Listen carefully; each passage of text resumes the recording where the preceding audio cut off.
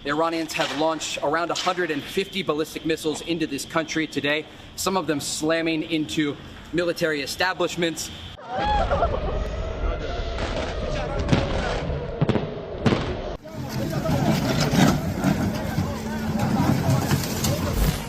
Memasuki hari ketiga, aksi saling serang antara Iran dan Israel masih belum menunjukkan tanda-tanda mereda. Pasca serangan Israel terhadap beberapa fasilitas nuklir Iran pada 13 Juni lalu, Teheran tak tinggal diam. Serangan demi serangan mematikan terus dilancarkan, dimulai dari ratusan drone hingga yang terbaru, puluhan rudal yang menghantam wilayah-wilayah penting Israel, termasuk Tel Aviv yang kini porak-poranda. Militer Israel melaporkan kerusakan besar dan jumlah korban yang terus bertambah. Kepanikan menyebar ke setiap sudut kota, menandakan api konflik yang kian meluas. Dampak dari serangan Iran pun sangat nyata. Beberapa bangunan hancur, ratusan apartemen, dan kendaraan rusak parah di distrik Ramat Gan, Tel Aviv. Tak hanya itu, puluhan rudal dan ratusan drone dikabarkan mengenai target dengan presisi tinggi, termasuk kompleks militer Kiryat di jantung Tel Aviv. Kiryat, yang kerap dijuluki sebagai Pentagonnya Israel, merupakan kawasan strategis militer yang terletak di utara Jalan Kaplan dan kini menjadi simbol kerentanan yang tak lagi bisa disembunyikan.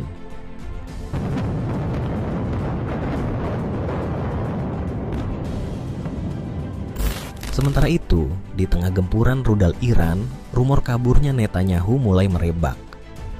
Mengutip laporan dari kantor berita Anadolu Agency, pesawat kepresidenan Israel yang dikenal dengan nama Wing of Zion, yang sebelumnya digunakan untuk mengangkut duta besar Israel ke Yunani, dilaporkan telah terdeteksi di dalam Flight Information Region wilayah udara Athena, yang dikendalikan otoritas penerbangan Yunani. Fakta ini mengindikasikan bahwa dalam kondisi darurat seperti sekarang, mekanisme kerjasama militer Yunani memungkinkan relokasi dan penempatan pesawat militer dari kedua negara di bandara militer masing-masing selama waktu yang dibutuhkan. Dengan fakta ini, spekulasi soal keberangkatan Netanyahu dari Israel pun makin menguat. Athena, yang dianggap sebagai wilayah netral dan aman, dinilai sebagai lokasi strategis untuk menggelar pertemuan darurat antara pejabat tinggi Israel dan Amerika Serikat. Walaupun hingga saat ini, Presiden Trump tampaknya masih enggan terlibat langsung dalam konflik antara Israel dan Iran. Di sisi lain, kerusakan yang terus dilaporkan di wilayah-wilayah vital Israel, korban jiwa yang terus bertambah, dan isu Netanyahu yang dirumorkan melarikan diri, semuanya memperlihatkan betapa dahsyatnya dampak gempuran rudal Iran. Dalam situasi seperti ini, sorotan pun mulai tertuju pada Iron Dome, sistem pertahanan udara kebanggaan Israel yang selama ini digadang-gadang sebagai yang paling canggih.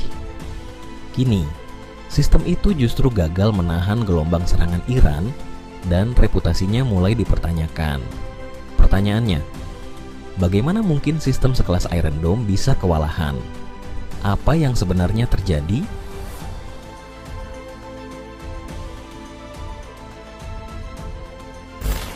Selama ini, Iron Dome selalu dielu-elukan sebagai tameng langit Israel. Militer Israel mengklaim bahwa sistem ini mampu beroperasi dalam segala cuaca, mendeteksi ancaman dengan kecepatan tinggi, melacak target secara presisi, dan mencegat serangan udara dengan efektivitas luar biasa. Namun, kini klaim itu terdengar seperti janji kosong. Kegagalan Iron Dome dalam menghadapi gempuran rudal Iran menjadi tamparan telak. Sistem yang selama ini dijadikan sandaran utama pertahanan udara Israel justru tumbang di momen krusial. Mengapa bisa terjadi? Di saat Israel paling membutuhkan perlindungan, sistem kebanggaan mereka justru tidak mampu merespons serangan masif Teheran, dan kepanikan pun menyebar di seluruh negeri.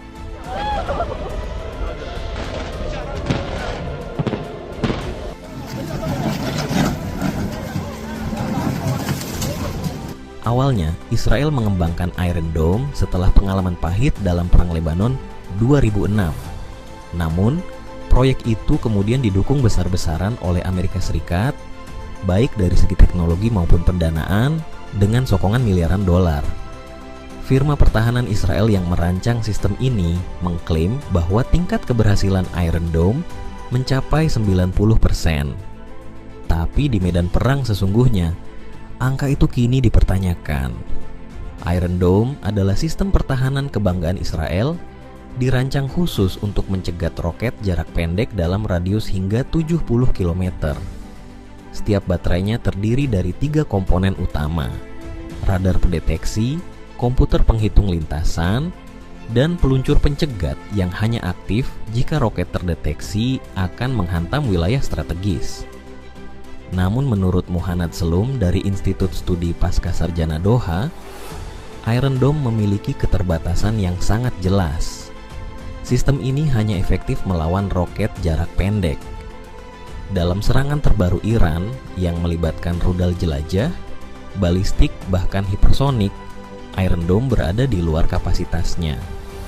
Tak heran, sistem itu gagal total.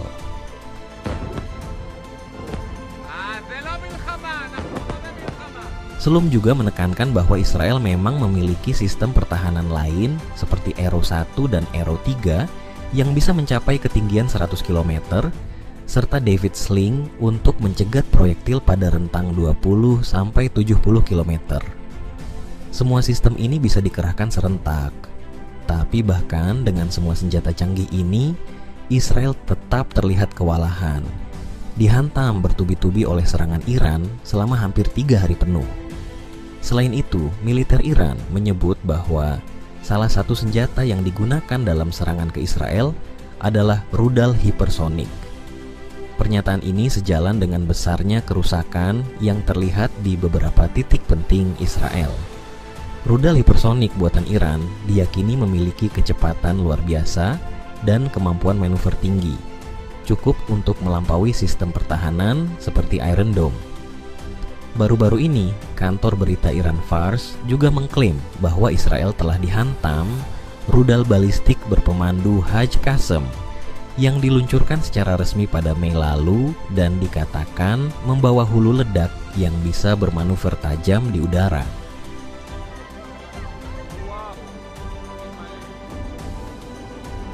Namun, klaim ini dibantah oleh militer Israel. Menurut pejabat IDF, rudal yang ditembakkan Iran 2 hari terakhir bukanlah rudal yang bisa bermanuver, melainkan jenis lama yang serupa dengan yang digunakan pada serangan April dan Oktober 2024. Mereka mengatakan kepada The Times of Israel bahwa rudal-rudal itu bukan sesuatu yang tidak bisa kami cegat.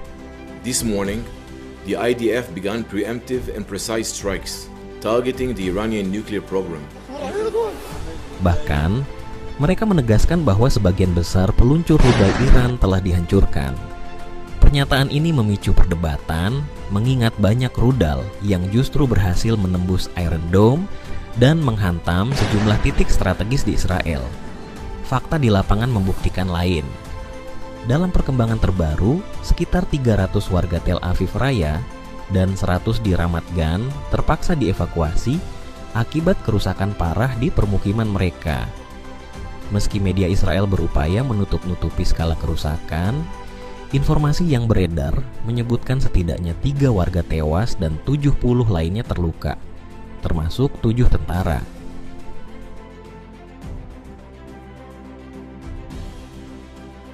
Di sisi lain, media pemerintah Iran mengklaim bahwa sistem pertahanan udara mereka telah berhasil menembak jatuh 3 jet tempur F-35 milik Israel. Meski hingga kini, klaim tersebut belum dapat dikonfirmasi secara independen. Namun satu hal yang pasti, rentetan serangan dari Iran telah memaksa otoritas Israel menutup Bandara Ben Gurion di Tel Aviv. Penutupan itu masih berlangsung, mencerminkan betapa gentingnya situasi keamanan yang terus bergulir tanpa kepastian. Sabtu malam menjadi titik puncak. Iran meluncurkan gelombang serangan rudal yang lebih dahsyat ke wilayah Israel. Haifa menjadi salah satu kota yang dihantam. Ledakan, kobaran api, dan asap membumbung dari area sensitif di Haifa memicu kepanikan yang meluas. Sementara itu, kota Tamra di wilayah Arab Utara juga terkena dampak.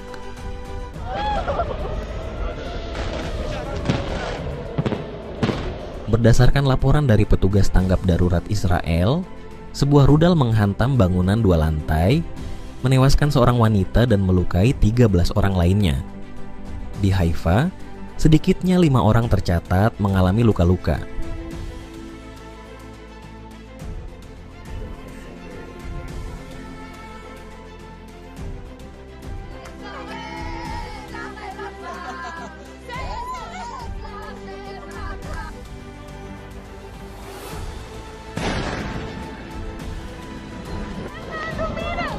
Wow, ini Malay.